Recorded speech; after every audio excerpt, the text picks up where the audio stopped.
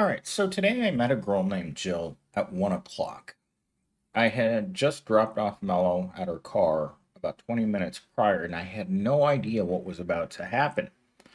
And it truly threw my assumptions on their heads because I had always assumed that the people who are the most attractive in our society don't feel left out of the world.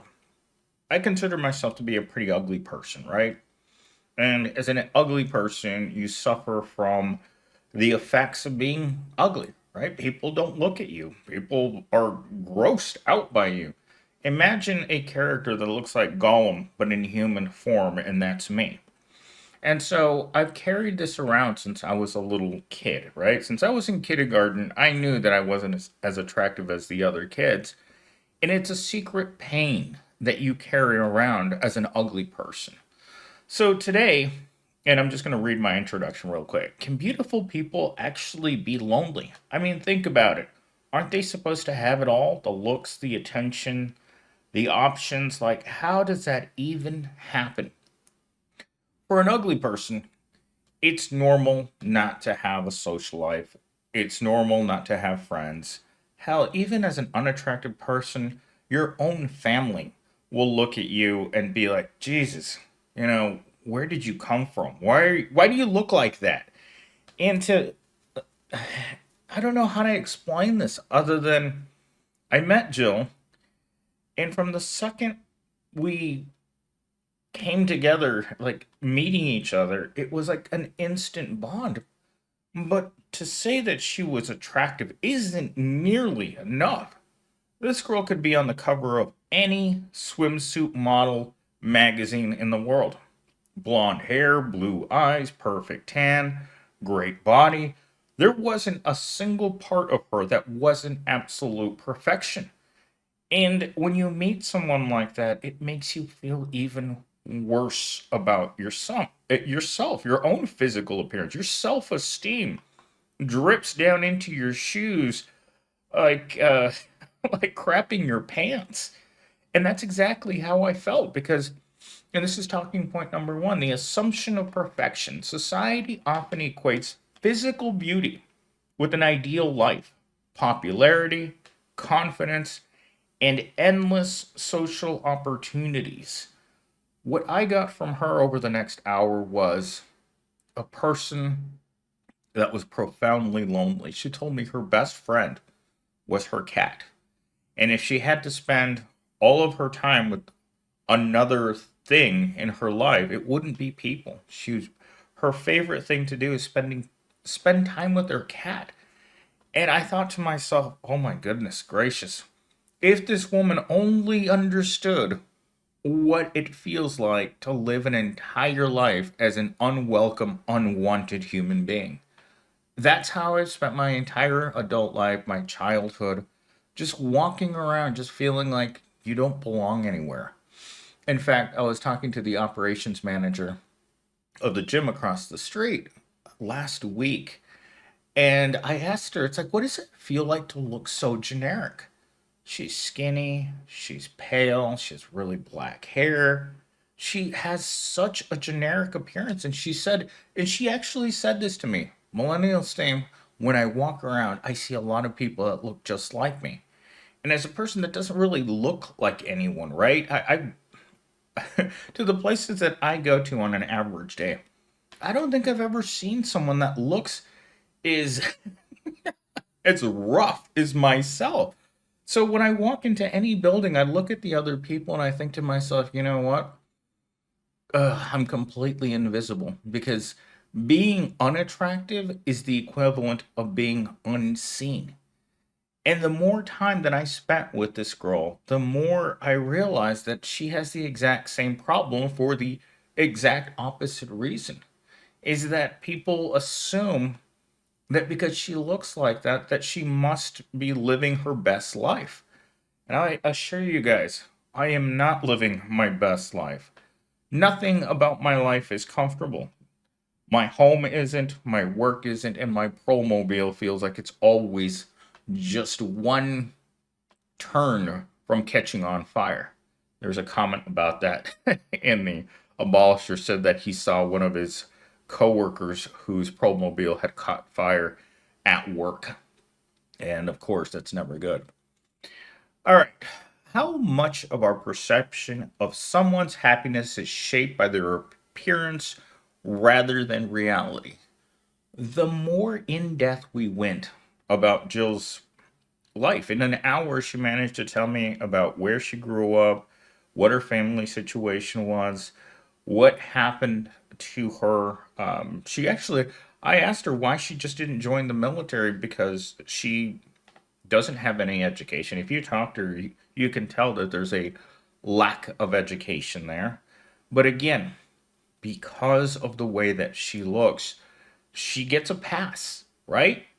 Whenever she was talking, she left off all of her G's, and her language was simple and very direct. There was no sugarcoating anything. It's like she had a rough life with a single mom. She has brothers and sisters, and she had never met her father. And her life hasn't been anything special.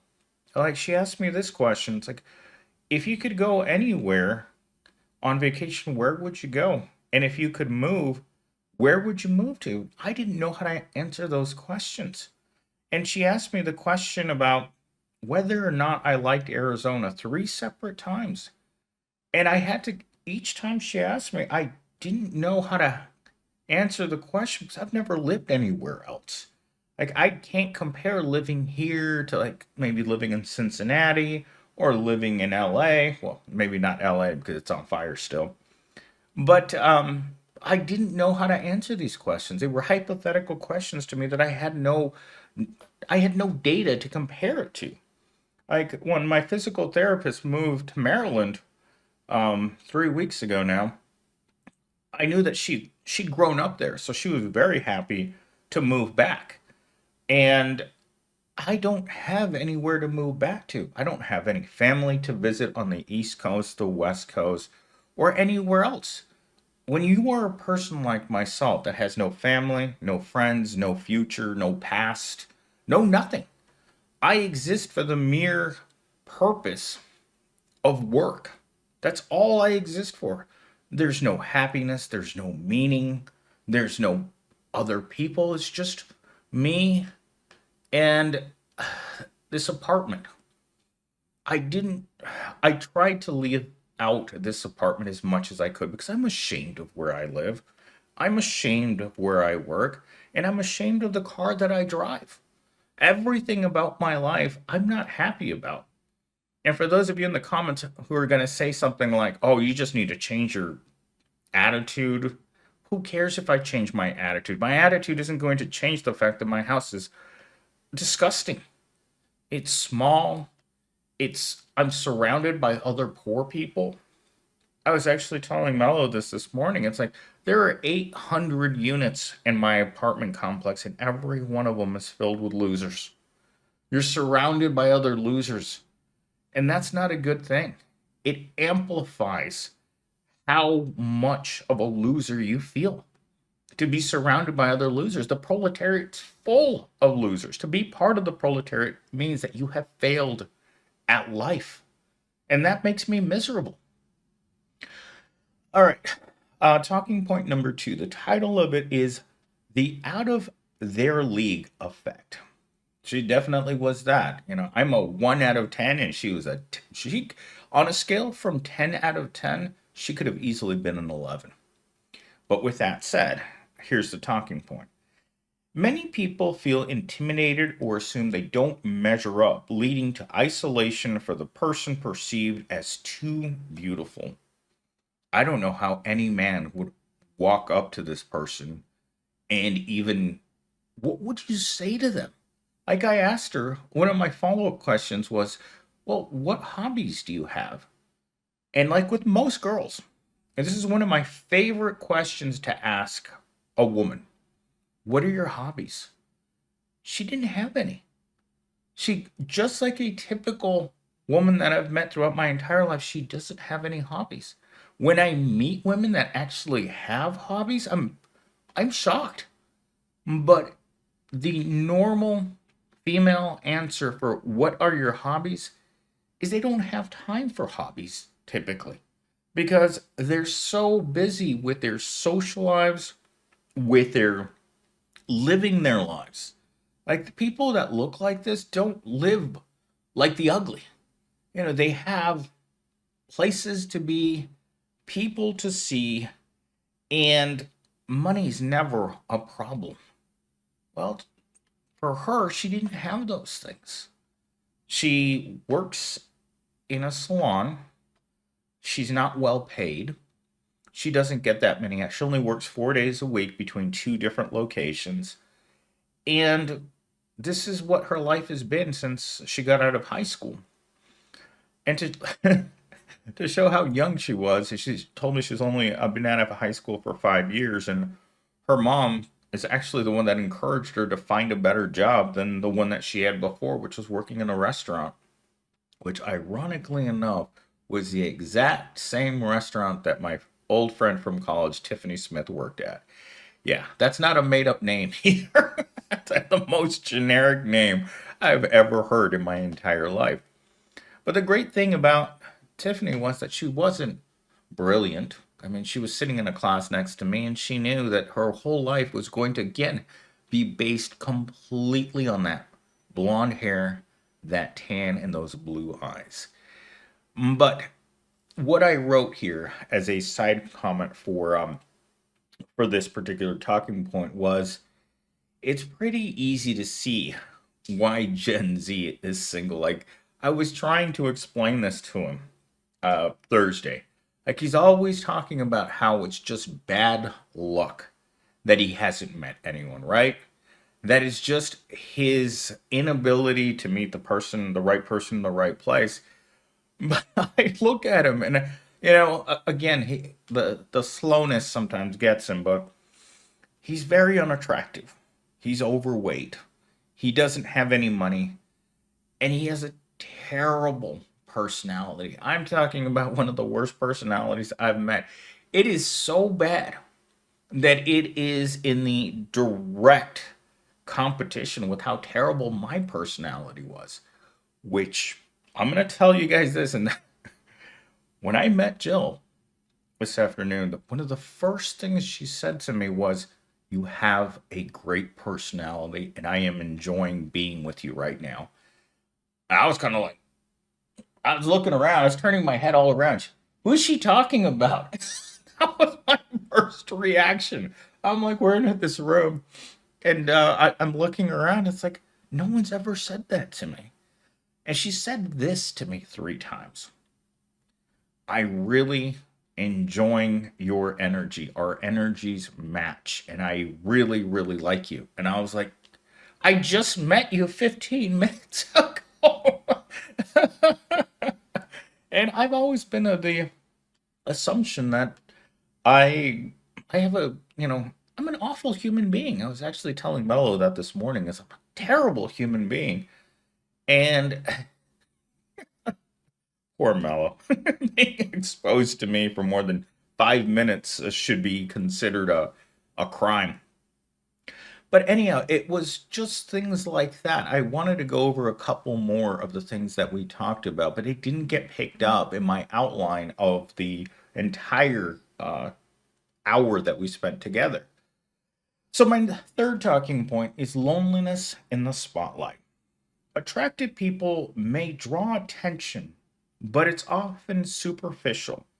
This can lead to a feeling then for their this can lead to feelings then for their looks, not their personality, creating a sense of invisibility. That is a terrible thing to happen, but I have met girls and talked to them on two different sides of this. One in which they get too much attention by men and they get overwhelmed by that attention. No matter where they go, men pay attention to them. Or two, that they're so attractive that men feel like they can't. If I had been walking through the mall and this same girl, Jill, which is actually her real name, if I passed her in the mall, there's no way that I would even look in her general direction. In fact, after I went to my salon appointment, I went to the gym right afterwards, and there was a girl that was probably a 3 out of 10. And I know some of you don't like the way that my scale works, right? Not super attractive, not super thin, um, not my not my physical traits that I would typically like in the opposite sex. And even then, I was like, what's the point in looking in her general direction? Even that girl wouldn't give me the time of day. And that's kind of how you live your life when you live your life at the bottom. Being poor and ugly comes with a lot of very, very negative life experiences. I'm experiencing them right now. I'm sitting in a dark room talking to a microphone about being ugly.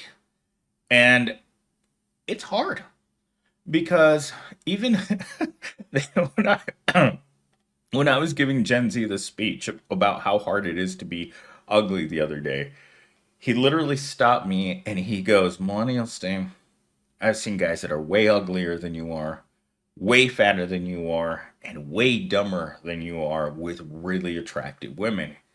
And I looked at Gen Z and it's like, you know what? I also have a tiny wiener. And he just laughed. I was like, yeah, you know, you when you get the package like I have in life, it's not just a matter of failing on every possible level that a human being can fail on, but it's also the sense that there's nothing you can do. No matter what I do, no matter how much money I earn for the rest of my life, the twig between my legs is always going to be there's a constant reminder that you can't outrun being a loser. And I'm glad because imagine if God had been kind to me down there and I got who knows, let's just call it 13 inches um as long as my keyboard and about as big around as this microphone, right? If that's what God had given me, imagine if I had to deal with that every single day, knowing that I was never going to use it because it hasn't been in use in decades. And so you're kind of like, well, at least he didn't bless me with a power tool. Instead, I got a screwdriver, right? Who cares? I'm just doing this to be funny, guys.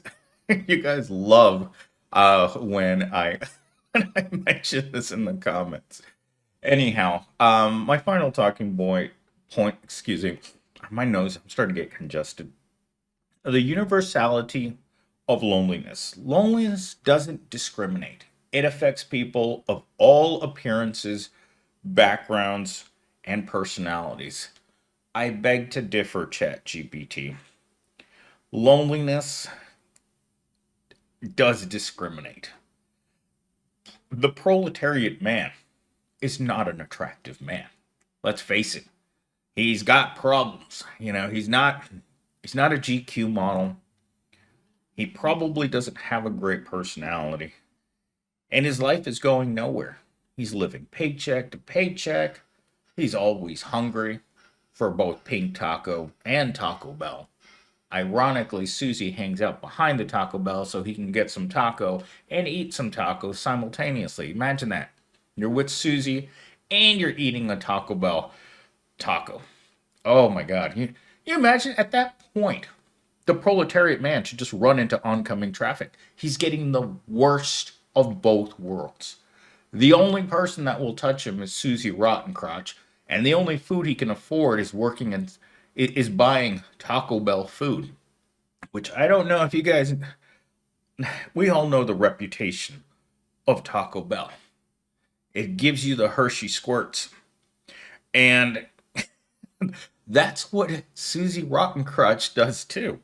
She's gonna give you something, and you're not gonna be able to give it back.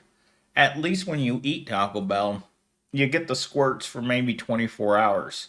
What Susie's going to give you is going to be a little bit more permanent. Remember, it's the gift that keeps on giving. And with that said, there were a couple of different things that I wanted to put in here. So I wanted to, before I go, I want to read you guys this. This is the feedback it gave me on the story that I told ChatGPT. It's a complex and deeply human experience to grapple with loneliness and the beliefs we form about it. When you encounter someone like Jill, someone who challenges your assumptions, it can feel both surprising and revealing. The idea that attractiveness protects against loneliness is a common one, but often an illusion. Loneliness is universal and can affect anyone regardless of outward appearance. Jill's story, with a blend of beauty, hardship, resilience, is a reminder that everyone carries their own struggles, visible or not. Her interest in you might stem from a genuine connection, a recognition of shared energy or values, or perhaps an apprehension for the uniqueness of your personality. Oh, apprehension. That's me projecting what that word was. Her appreciation for the uniqueness of your personality. I was being more pessimistic when I read that. Apprehension seems more or less what I've dealt with when it comes to the opposite sex throughout my entire life. Sometimes people are drawn to others precisely because they sense a kindred spirit, someone who understands the complexity of life beyond surface level judgments. It sounds like Jill has lived a life filled with challenges, but instead of being hardened by them, she seems open and curious. The fact that you connected so quickly and deeply could indicate something meaningful. The question of how someone like her could be single is one that often reflects our own insecurities and assumptions. It's possible she hasn't met someone whose energy matches her own until now. This experience might be an opportunity to reflect not only on Jill's circumstances, but also your own perception of loneliness, beauty, and connection. Sometimes the most unexpected encounters lead to profound shifts in how we see ourselves and others. What matters most now is how you nurture this connection and explore where it might lead. Which, I will say this, guys, as long as I don't get pepper sprayed by that person, I consider it to be a win. Because when you look like me, the natural reaction of any woman is danger. So you are going to get sprayed with mace or pepper spray, or hopefully not bear spray, but you're going to get sprayed with something. So, again, I hope you guys enjoyed this. Remember, all of my videos are based on a true story, but names, locations are changed in order to protect the guilty.